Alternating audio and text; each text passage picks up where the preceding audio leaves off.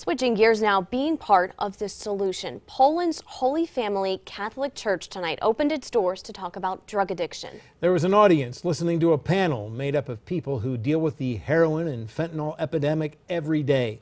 27 First News Weekend anchor Julie Bursick has our top story at 11. Heroin, fentanyl, overdose. These are words some hear every single day. I mean, roughly 20 million Americans are addicts. 90% are not going into care. So that leaves only 10% in care. Carolyn Givens is with Neil Kennedy Recovery Center. She was part of the addiction awareness panel in Poland Monday evening.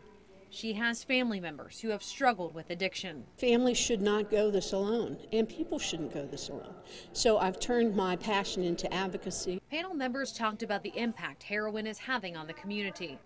Alita Chabone sees the effects firsthand. She's a counselor for addiction and mental health. I wanted to hear what some other agencies are doing and just get their input on it. So many families in the Valley are being impacted by the opioid crisis, and we cover these stories on a weekly basis. But at the same time, we also hear from people saying, I'm not directly impacted by this, so why should I care?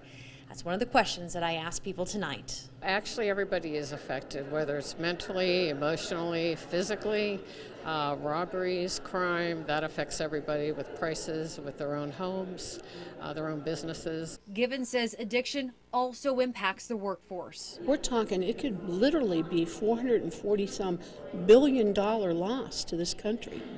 If we don't look at that as an economic issue, I don't know what is. Tonight's addiction awareness panel is just one thing that the church here is doing. Later this month on May 22nd, it's going to have another discussion, and this one is going to be about human trafficking awareness. I'm told Ohio State Highway Patrol is going to be a part of that discussion.